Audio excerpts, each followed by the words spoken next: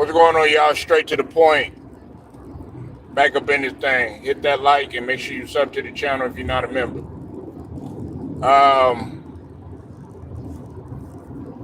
Salute as always to the Lions Den basketball boxing community. And we are talking hoops right now. Of course, this is the season and it's crunch time now as we approach end of the season, but we're in the second half. About to go into both the play-in and then we got March Madness just right underway. We're in conference play right now, but I do want to focus my attention. I want to focus my attention on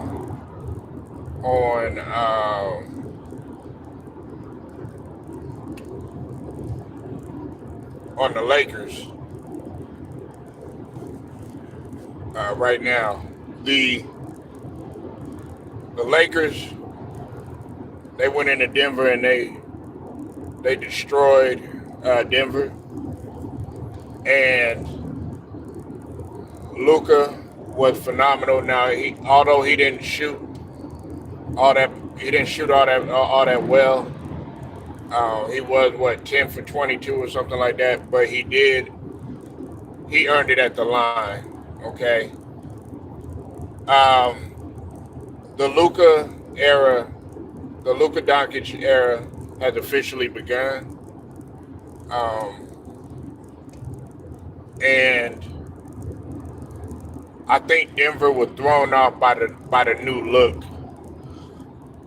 Of course, I'm gonna also say this too. Let me say this too. I don't think Jared Vanderbilt is getting his credit. I don't think he's getting enough credit for what he did, and it's not necessarily that he has to go out there and be like AD and be a phenomenal offensive player or a defensive juggernaut or anything like that. But the one thing that I liked about Jared Vanderbilt is his way to sell the foul, and also his tenacity and as well as his hustle. Those are things that make up for him not necessarily being, the offensive juggernaut that you need him to be. And plus, he gives them size in the interior, because they were frustrating Jokic yesterday. You could see it. Jokic didn't play all that particularly well. I mean, although I think he had a triple double. If he didn't have a triple double, he was one off of it. But I think he had a triple double, if I'm not mistaken. But he didn't shoot all that particularly well, and on top of that, they were frustrating him. But Luka, he bounced back, and that's one thing that you got to respect about Luka. That's why he is a superstar. That's why he is an All-NBA talent. That's why the Lakers wanted to get him. Like I said, man, y'all can sit there and criticize him on his weight, how big he is and all this other stuff. Luka is still going to find a way. Whether he 270, whether he 370 or 470, this guy is still going to find a way to get it done. And Luka had 32 points, 10 rebounds, and 7 assists. Almost a triple-double. Please hit that like when you come in here, y'all. Damn near triple-double. Now, I'm not saying that the Lakers are going to win the championship or no shit like that. That's not what I'm saying. You said, what is this? This is basketball talk. So go ahead and join in. If you're not, hey, I'll holler at you later. But we're talking basketball. If you know how to talk hoops, go ahead. I'll be willing to have that conversation with you. But that's what this is, okay? Like I said, Luka The Luka era had just begun, and when he's on the court, by himself, like everybody was saying, like all the talking heads pretty much were saying, all the Lakers fans were saying, it gives Luka a chance to operate. It gives him a chance to operate. It gives him a chance to show his flexibility on the offense. What's up, Sandoval? And like I said, I'm not saying that the Lakers are necessarily going to win the championship. I'm not saying that they're even going to go far in the playoffs. However, even though it wasn't the playoffs, Denver is a team that the Lakers always struggle with. They struggle with them in the playoffs, and they struggle with them in the regular season too. It's either them or the Kings. They've always struggled with. Now I think that now that they have a good, a different look, and with Luka playing the way that he's playing, able to bounce back, he had the little calf issue and stuff like that. He's starting to get his legs up. And listen, that wasn't even 100% Luka. That wasn't even 100% Luka either. Kobe Bryant Film Room, I see you in the building. Make sure y'all go sub to the brother Kobe Bryant Film Room. I peeked in there yesterday. We're trying to run up Kobe Bryant Film Room up to 1K, man. Trying to get him up there, man. Go sub to his channel, man. Just straight basketball talk. None of that mid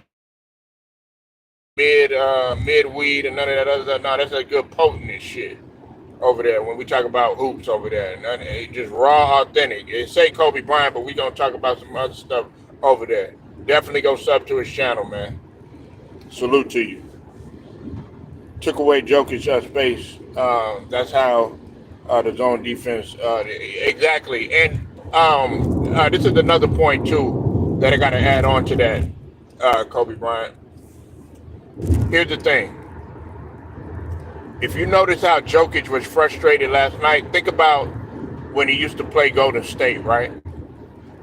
What Golden State used to do, okay, and I'm talking about when Golden State was, of course, at their peak, at their pinnacle. They frustrated Jokic because what they would do is they would pull him out. They would pull him out to the exterior on defense, right? Now, that wasn't necessarily the full case going on here. What was going on is that he was getting frustrated. But my point is that when Jokic gets frustrated, he doesn't play all that well. Yes, he's still gonna get his numbers because, like I said, he still was able to get a triple double. He still managed to get a triple double. However, and y'all hit the like when y'all in here, man. Come on now. I'm out here doing this on a Sunday.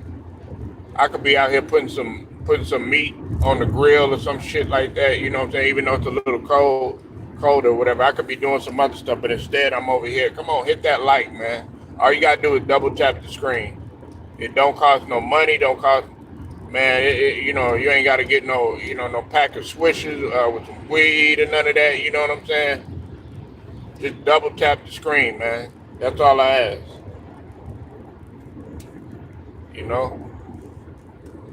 I show y'all love, you know what I'm saying? Come on, man, show me love, I'm just messing with y'all. But last night, pretty much, they were frustrating him, and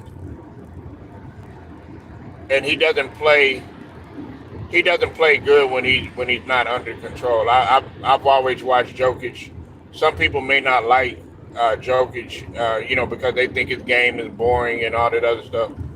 But I appreciate Jokic, what he brings to the table. However, another thing that you got to understand is that Luka knows his game too. These guys are buddies, so he knows Jokic more than anybody else.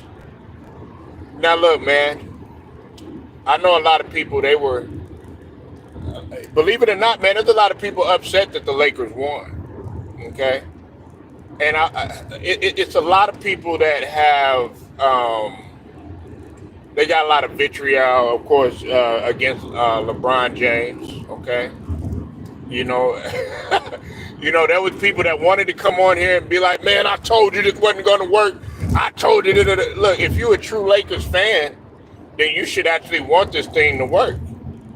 If you're a true Lakers fan, you should actually, have an appreciation for what took place last night. You know what I'm saying? I have an appreciation for what took place last night because I like the way I wanted to see how Luka was going to bounce back. But like I said, when you dummy your conversation down, again, yes, I said when you dummy your conversation down just one player, okay? Just one player and one subject all the damn time, that doesn't help you in any, like, you don't even know any other aspects of the game. And like I said, we can sit up here and we can talk about, oh, LeBron 24/7 or whatever. If you're a Lakers fan, then be a Lakers. If you're a Celtics fan, be a Celtics fan. Don't be the fan of the dude. And like I said, be willing to give a guy like Jared Vanderbilt his credit. Be willing to give Austin Reeves his credit. Give Rui Hachimura. Like, I look at Rui Hachimura, and like I said, I'm not a Lakers fan, but I know what's going on. Check this out. Ever since AD done left, okay, Rui Hachimura has actually, his scoring has went up. He went up to like 16.9. He's shooting better from three-pointer at 37%, and his field goal percentage has went up. Talk about something like that. But no, you want to dummy your conversation down to just talking about LeBron James 24/7, 365, and the shit that he's not doing. Now that the Luka era is in there, now, okay, what you gonna say now? Y'all don't want to hear that though. Y'all don't want to hear that. Y'all want to talk about 24/7. Some people, listen. Here's the thing: they can't win. Like, you can't win. You know what I'm saying? In any type of way, right? Okay, y'all motherfuckers get mad. Be sitting there crying. You know what I'm saying? Be about to have a heart attack because LeBron James is there. You be about to fall out your chair, be sweating, spitting, and doing all that other bullshit, right? But then when the Lakers win. Then y'all ain't got, you mad about that. It's like, damn, I ain't got nothing to say. It's like, damn, I wanted to talk about LeBron James. No. Listen, let me tell you something about Rui Hachimura, Kobe Bryant film room. Okay? When Rui came out of Gonzaga, I think, because he stayed 3 years at Gonzaga. Yes, I follow college too. We don't just, like I said, man, we don't dummy this channel down. Y'all want to talk about one thing all the goddamn time. No, we talking about everything. Listen, when Rui came, when that nigga came out of Gonzaga, he was projected, they were projecting him to be a phenomenal player. They were projecting him to be like, that all-star level talent and everything. When he went to Washington, he had some. If you go back and go look, Rui had some really good games, man. And he's the type of player, that's 6'8", 6'9", 6'9"-ish. Can run in the open floor, do all this other stuff. It was like when he got to the Lakers, man, it's like Rui had to be subjected to playing around, LeBron, and kind of change his game. And somehow, some way, some people forgot about the good things that Rui brings to the table. You said Carmelo? Nah, he more mobile than and I like Carmelo. Melo was my guy, whatever, but Melo don't play the defense that Rui does. Melo, he sucked on defense, you know what I'm saying? I mean, he would give his effort, but he had to, they had to hide Melo's weaknesses on defense, especially when he came out of Syracuse. And the reason why I know is because Melo was my favorite player. Like when it was AI at one point it was Jordan when he was in there. Then then AI, and then when Melo came through, it was Melo, and then D Wade. You know what I'm saying?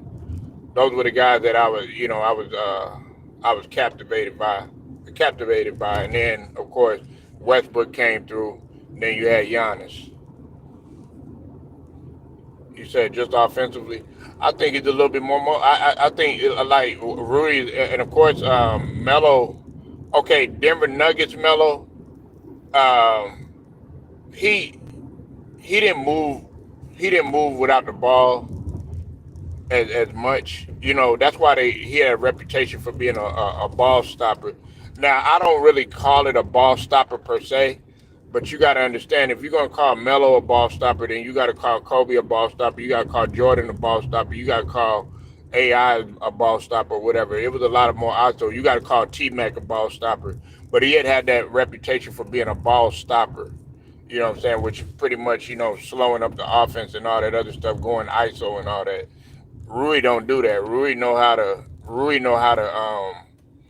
either he gonna make his move or whatever, or if he's not gonna make a move, go ahead and make a decision and go ahead and move without the ball. But Rui can play defense and he can also rebound, and ain't nobody looking at that. Ever since Anthony Davis has left, um, all his numbers have shot up, especially his percentages too.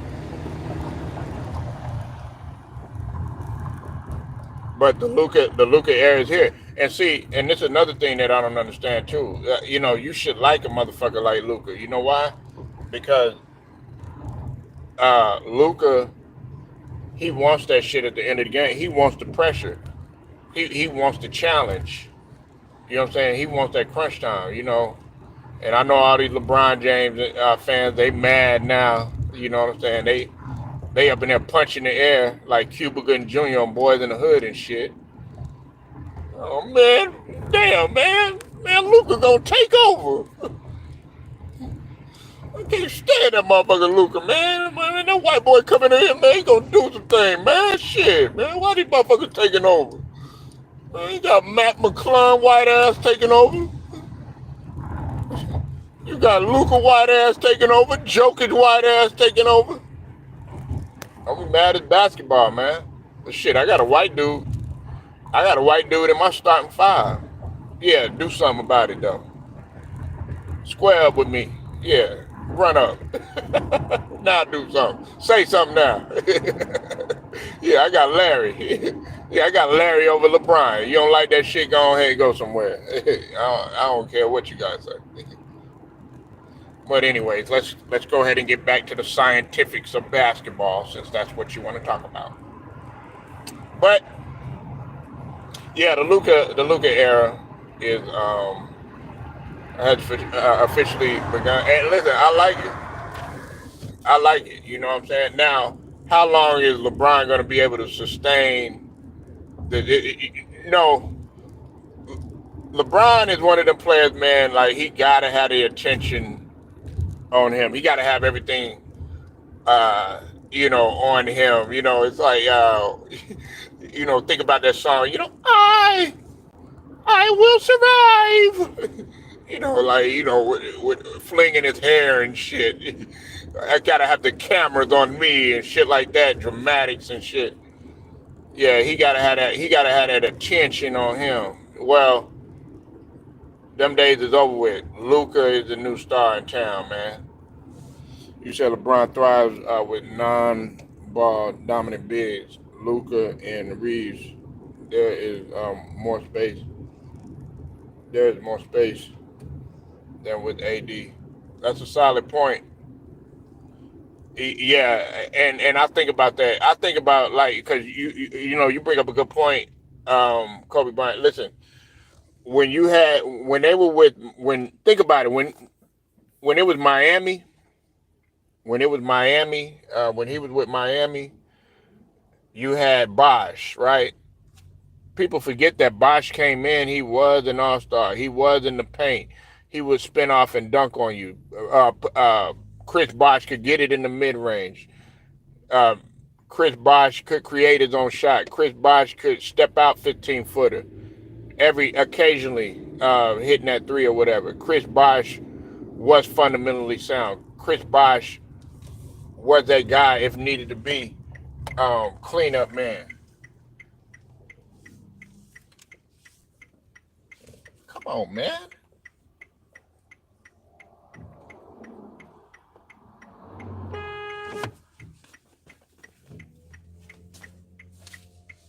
Come on, you can go.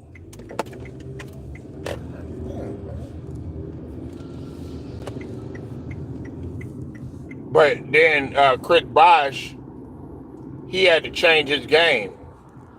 He had to bring his game out on the perimeter and become stretch five. You know what I'm saying? And I don't think he gets enough credit for playing that stretch five either. And then ultimately, and he got criticized so much. A lot of people don't realize, and he was a defender too. He was a good rim protector too. But see, playing with LeBron, he had to change his game and move his game out on the perimeter. So that's a good point that you brought up, Kobe Bryant.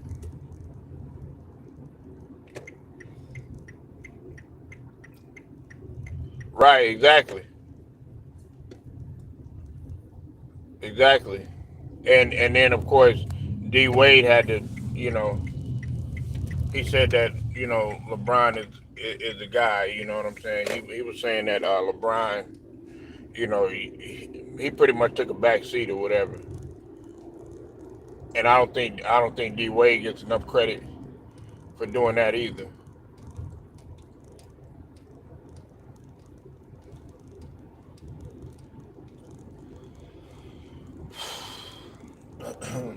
But yeah, man.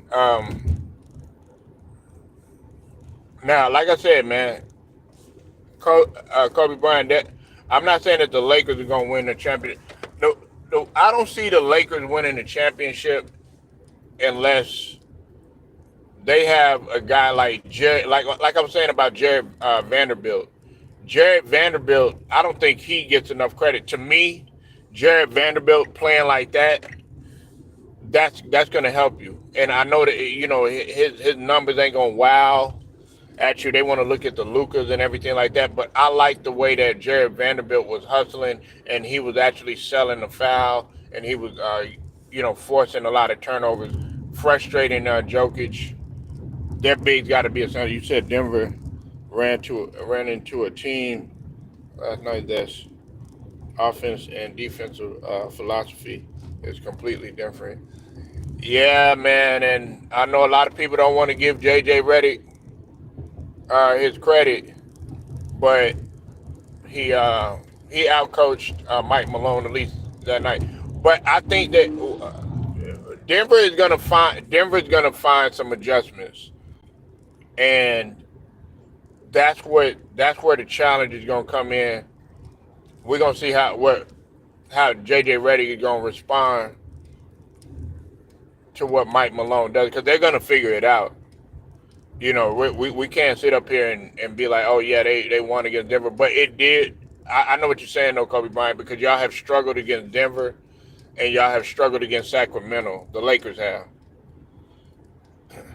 Now I don't see them struggling against Sacramento. Sacramento, man, I don't know what the hell they doing with DeRozan and Levine or whatever, man. I don't know.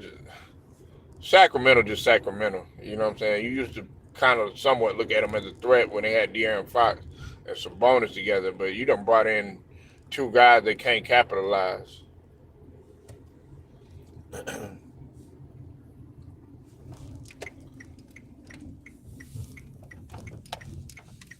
Now, of course, I'm gonna talk about Joel Embiid. Joel Embiid, Nick Nurse had benched him last night in the fourth quarter. A lot of people were wondering why. And I'm gonna explain why. It's plain and simple. Joel Embiid cannot be utilized in the. He's showing that he can't be utilized in the fourth quarter, and he really didn't have that good of a game either. He only had like maybe 14, 15 points. Neither did Paul George.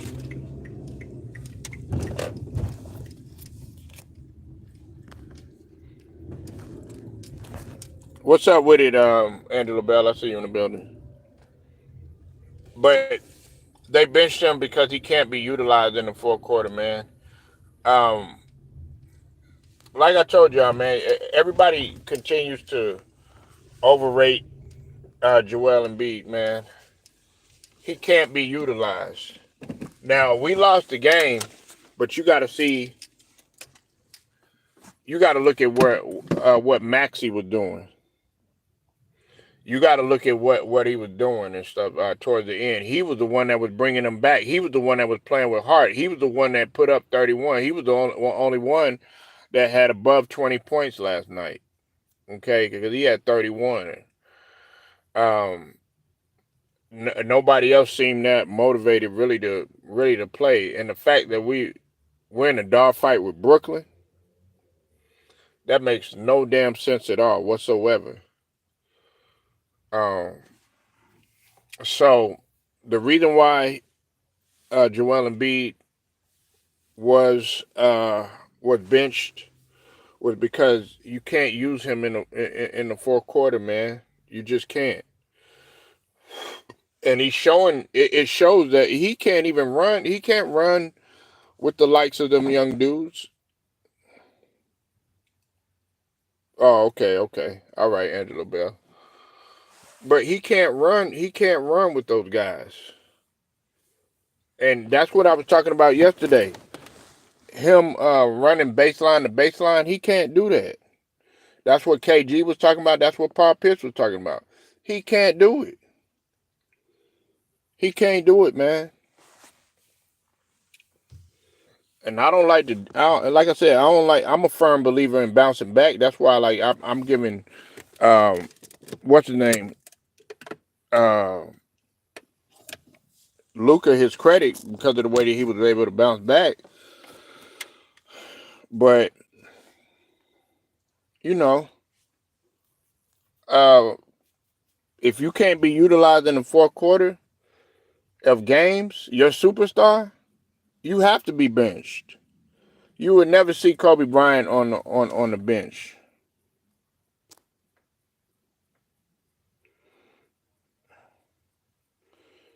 You would never see um, Jordan on the bench. You'll never see like guys like Larry Bird on the bench or whatever. You'll never see them guys on no bench in the fourth quarter because you need those guys in the end.